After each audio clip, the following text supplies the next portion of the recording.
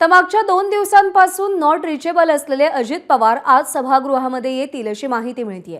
अजित पवार आज कामकाजामध्ये सहभागी होतील अशी माहिती त्यांच्या कार्यालयाकडून देण्यात आली आहे। घशाच्या संसर्गामुळे अजित पवार कामकाजामध्ये सहभागी होऊ शकले नाहीत असं कळतंय। आणि निलेश बुधावले आपले प्रतिनिधी सध्या आपल्यासोबत आहेत। निलेश, उत्सुकता होती गेले 2 दिवस अजित पवार नेमके कुठे आहेत, ते नॉट रिचेबल का आहेत याची। आज ते विधिमंडळाच्या कामकाजात सहभागी होतील असं कळतंय। प्रज्ञा, कायम वक्तशीर म्हणून ज्यांची ओळख आहे ते उपमुख्यमंत्री अजित पवार मागच्या 2 दिवसांपासून नागपुरात असून देखील विधिमंडळाच्या कामकाजात सहभागी झाले नव्हते। मागच्या 2 दिवसांमध्ये राजकीय वर्तुळात अनेक चर्चा रंगल्या। अजित पवार दिल्लीला गेले आहेत। अजित पवार आणि काही महत्त्वाच्या घडामोडी राष्ट्रवादी काँग्रेस पक्षात घडतात आणि त्यामुळे ते दिल्लीत आहेत आणि त्यामुळे 2 दिवस ते संसदेच्या विधिमंडळाच्या कामकाजात सहभागी होऊ शकले नाहीत अशा पद्धतीच्या चर्चा होत्या। मात्र ज्यावेळेस या सगळ्या विषयासंदर्भामध्ये प्रदेशाध्यक्ष सुनील तटकरे यांच्याशी बातचीत केली त्यावेळेस त्यांना स्पष्टपणे सांगितलं की माध्यमांमध्ये ह्या ज्या सध्या दिल्लीला गेल्यासंदर्भातल्या चर्चा आहेत ह्या खोट्या आहेत। अजित पवार मागच्या 2 दिवसांपासून नागपूरमध्ये जे सरकारी निवासस्थान उपमुख्यमंत्र्यांना देण्यात आलेलं आहे त्या निवासस्थानी आहेत।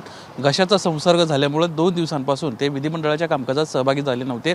किंबहुना जे कार्यकर्ते सकाळपासून उशिरापर्यंत त्यांच्या घरी जात होते त्या सगळ्यांनाच अजित पवार भेटत नव्हते, कारण ते आराम करत होते। त्यामुळे चुकीच्या पद्धतीने माहिती समोर जी आलेली आहे आणि कुठेतरी दिल्लीला जाणाऱ्या ज्या चर्चा आहेत त्या सगळ्या खोट्या आहेत अशाच पद्धतीची स्पष्टोक्ती स्वतः प्रदेशाध्यक्षांना दिलेली आहे। आज विधिमंडळाच्या कामकाजामध्ये लवकरच अजित पवार सहभागी होतील अशी देखील माहिती मिळते। साधारणपणे 10-10:30 वाजता अजित पवार विधिमंडळ परिसरात येतील आणि आज आपल्या रेग्युलर कामामध्ये जे आहेत ते सहभागी होताना पाहायला मिळतील। माध्यमांमध्ये अशी देखील चर्चा होते की अजित पवारांना अर्थ खातं मिळणार नाहीये किंबहुना खाते वाटप लेट होत आहे। यामुळेच कुठेतरी उपमुख्यमंत्र्यांची नाराजी आहे, तर असं काहीच नाही। उपमुख्यमंत्री अजित पवार यांच्या सल्ल्यानुसार एकंदरीतच तिन्ही घटक पक्षांच्या प्रमुखांना ठरवलेलं आहे आणि जी खाती आहेत त्यांचं देखील वाटप व्यवस्थितरित्या पार पडलेलं आहे।